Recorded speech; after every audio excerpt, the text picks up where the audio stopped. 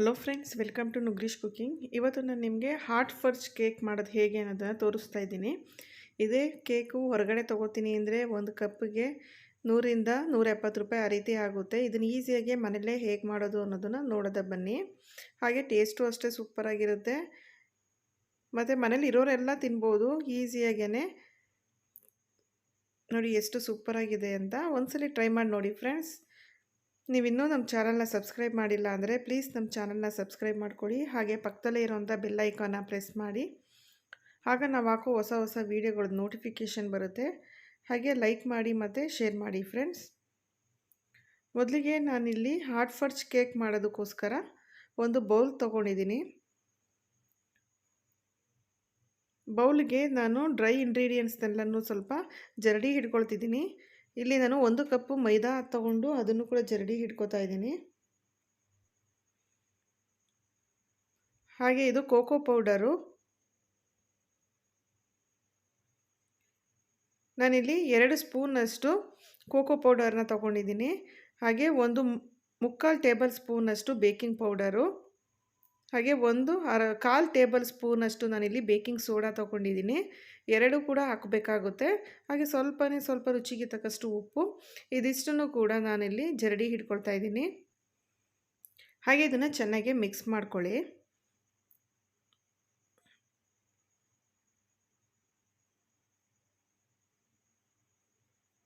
ನೋಡಿ, ಈ ರೀತಿ ಫಸ್ಟು ಡ್ರೈ ಇಂಗ್ರೀಡಿಯೆಂಟ್ಸ್ನೆಲ್ಲನೂ ಮಿಕ್ಸ್ ಮಾಡ್ಕೊಂಡಿದ್ದೀನಿ ನಾನು.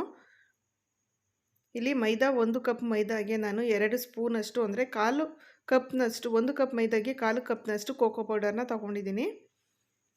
ಇದಿಷ್ಟು ಚೆನ್ನಾಗಿ ಮಿಕ್ಸ್ ಮಾಡ್ಕೊಂಡಿದ್ದೀನಿ. ಇದಾದಮೇಲೆ ನಾನು ಸಕ್ಕರೆನ ಹಾಕ್ಕೊಳ್ತಾ ಇದ್ದೀನಿ.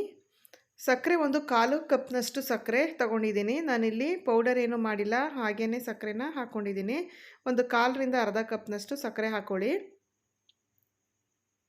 ಯಾವುದೇ ಮೆಷರ್ಮೆಂಟ್ ಕಪ್ ಇಲ್ಲದೇ ಈಸಿಯಾಗಿ ಮಾಡ್ಕೋಬೋದು ಈ ಕೇಕನ್ನ.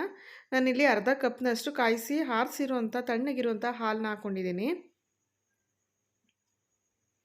ಹಾಗೆ 1/4 ಕಪ್ನಷ್ಟು ನಾನು ಎಣ್ಣೆ, ಮನೇಲಿ ಯಾವ ಅಡುಗೆಗೆ ಯೂಸ್ ಮಾಡೋ ಎಣ್ಣೆನ ಹಾಕ್ಕೊಂಡಿದ್ದೀನಿ. ಹಾಗೆ ಫ್ಲೇವರ್ಗೋಸ್ಕರ ವೆನಿಲಾ ಎಸೆನ್ಸು ಅರ್ಧ ಟೇಬಲ್ ಸ್ಪೂನಷ್ಟು ಹಾಕ್ಕೊಳ್ಳಿ.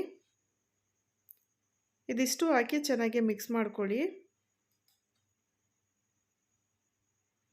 ನಿಧಾನಕ್ಕೆ. ತುಂಬ ಇದು ಬೇರೆ ಕೇಕ್ ರೀತಿ ತೆಳು ಬೇಕಾಗೋದಿಲ್ಲ, ಇದು ಸ್ವಲ್ಪ ಗಟ್ಟಿಯಾಗೇ ಇರಬೇಕು. ನೋಡಿ, ಈ ರೀತಿ ಕನ್ಸಿಸ್ಟೆನ್ಸಿ ಇರಬೇಕು. ಏಕೆಂದರೆ ಫಡ್ಜ್ ಕೇಕ್ ಬರೋದೆಲ್ಲ ಸ್ವಲ್ಪ ಗಟ್ಟಿಯಾಗೇ ಬರುತ್ತೆ, ತುಂಬ ತೆಳು ಏನು ಬರೋದಿಲ್ಲ. ನೋಡಿ, ಈ ರೀತಿ ಕನ್ಸಿಸ್ಟೆನ್ಸಿಗೆ ಸರಿಯಾಗಿದೆ ಅಂತ. ಈಗ ಇದು ರೆಡಿಯಾಗಿದೆ. ನೆಕ್ಸ್ಟ್ ನಾನು ಒಂದು ಪ್ಯಾನ್ ಮೌಲ್ಡ್ಗೆ ನಾನಿಲ್ಲಿ ಸ್ವಲ್ಪ ತುಪ್ಪ ಸವರಿ, ಅದಕ್ಕೆ ಯಾರು ಬೇಕಿಂಗ್ ಪೇಪರ್ ಇಲ್ಲದೇ ಇರೋರು, ಈ ಥರ ಶೀಟ್ ಇಲ್ಲದೇ ಇರೋರು ಈ ಥರ ಮಾಡ್ಕೊಳ್ಳಿ. ನಾನು ರೆಡಿಯಾಗಿ ಇಟ್ಟಿರುವಂತಹ ಕೇಕ್ ಬ್ಯಾಟರ್ನ ಹಾಕ್ಕೊಳ್ತಾ ಇದ್ದೀನಿ. ಜಾಸ್ತಿ ಇಂಗ್ರೀಡಿಯೆಂಟ್ಸ್ ಏನೂ ಬೇಕಾಗೋದಿಲ್ಲ ಇದಕ್ಕೆ. ಮನೇಲಿ ಎಷ್ಟಿದೆಯೋ ಅದೇ ಇಂಗ್ರೀಡಿಯೆಂಟ್ಸು. ಕೋಕೋ ಪೌಡರ್ ಒಂದಿದ್ರೆ ಸಾಕು. ನೆಕ್ಸ್ಟು ಚಾಕೋ ಚಿಪ್ಸ್ನ ಹಾಕ್ಕೊಳ್ತಾ ಇದ್ದೀನಿ. ಈಗ ಇದು ರೆಡಿಯಾಗಿದೆ. ನೆಕ್ಸ್ಟು ಇನ್ನೊಂದು ಬೌಲ್ಗೆ ನಾನು ಕುದೀತಾ ಇರುವಂಥ ನೀರನ್ನ ಹಾಕ್ಕೊಂಡಿದ್ದೀನಿ. ಇಲ್ಲಿ ಅರ್ಧ ಕಪ್ನಷ್ಟು ಕುದೀತಾ ಇರುವಂಥ ನೀರು, ಬಿಸಿ ಇರಬೇಕು ನೀರು. ಹಾಗೆ ಇದಕ್ಕೆ ಅರ್ಧ ಕಪ್ನಷ್ಟು ಸಕ್ಕರೆ ಹಾಕ್ಕೊಂಡಿದ್ದೀನಿ. ಹಾಗೆ ಇಲ್ಲಿ ಕೋಕೋ ಪೌಡರ್ನ ತೊಗೊಂಡಿದ್ದೀನಿ, 1/4 ಕಪ್ನಷ್ಟು ಕೋಕೋ ಪೌಡರು. ಇದೆಲ್ಲನೂ ಚೆನ್ನಾಗಿ ಮಿಕ್ಸ್ ಮಾಡ್ಕೊಳ್ಳಿ.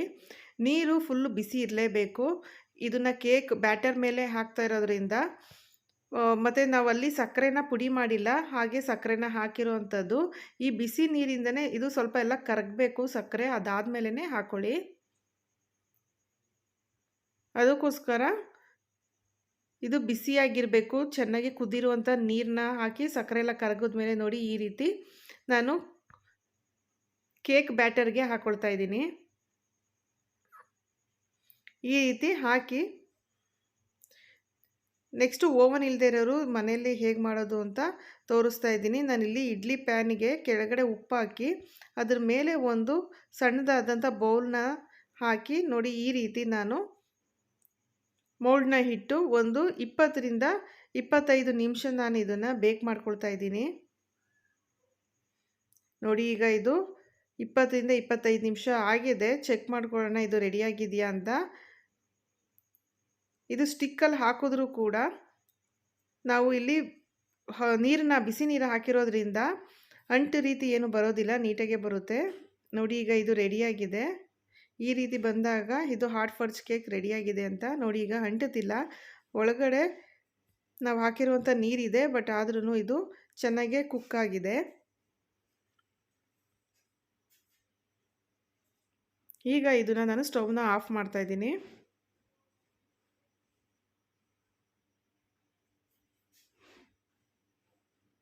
ಮತ್ತು ಇಲ್ಲಿ ನಾವು ಹಾಕಿರುವಂತಹ ಕೋಕೋ ಪೌಡರ್ ನೀರು ಹಾಗೆ ಇರುತ್ತೆ.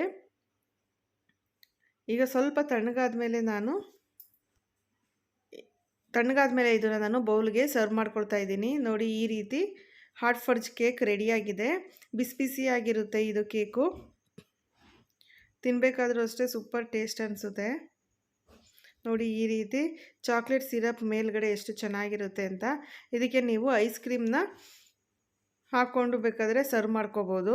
ನಾನಿಲ್ಲಿ ವೆನಿಲಾ ಐಸ್ ಕ್ರೀಮ್ನ ತೊಗೊಂಡಿದ್ದೆ. ಅದನ್ನು ಈ ಥರ ಸರ್ವ್ ಮಾಡಿಕೊಂಡು ತಿಂದರೆ ಸೂಪರಾಗಿರುತ್ತೆ.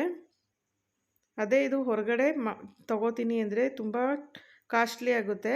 ಮನೇಲೇ ಈಸಿಯಾಗಿ ಇರೋರೆಲ್ಲ ತಿನ್ಕೋಬೋದು. ಐಸ್ ಕ್ರೀಮ್ ಮಾತ್ರ ನೀವು ಹೊರಗಡೆಯಿಂದ ತೊಗೊಂಬರ್ಬೇಕಾಗುತ್ತೆ. ನೋಡಿ ಈಗ ಇದು hot fudge cake with vanilla ice cream ರೆಡಿಯಾಗಿದೆ. ಇದಕ್ಕೆ ನಾನು ನ್ಯೂಟೆಲ್ಲಾ ಚಾಕೋ ಸಿರಪ್ನ ಹಾಕ್ಕೊಳ್ತಾ ಇದ್ದೀನಿ. ಇದು ಆಪ್ಷನಲ್ಲು, ಬಟ್ ಇದು ಹಾಕೋದ್ರಿಂದ ಟೇಸ್ಟ್ ಇನ್ನೂ ಚೆನ್ನಾಗಿರುತ್ತೆ. ನೋಡಿ ಈ ರೀತಿ ಸಿರಪ್ನ ಹಾಕ್ಕೊಂಡ್ರೆ ಟೇಸ್ಟ್ ಮತ್ತು ಸೂಪರಾಗಿರುತ್ತೆ. ನೋಡಿ ಈಗ ಸೂಪರಾಗಿ ರೆಡಿಯಾಗಿರೋಂಥ ಹಾಟ್ ಫಡ್ಜ್ ಕೇಕ್ ಈಸಿಯಾಗಿ ಓವನ್ ಇಲ್ಲದೇ ಮನೇಲೇ ಹೇಗೆ ಮಾಡೋದು ಅಂತ ನೋಡಿದ್ದೀರಾ. ಒಂದ್ಸಲಿ ಟ್ರೈ ಮಾಡಿ ನೋಡಿ ಫ್ರೆಂಡ್ಸ್. ಇಷ್ಟ ಆದರೆ ಲೈಕ್ ಮಾಡಿ, ಶೇರ್ ಮಾಡಿ, ಹಾಗೆ ಸಬ್ಸ್ಕ್ರೈಬ್ ಮಾಡಿ ಫ್ರೆಂಡ್ಸ್. Thank you friends.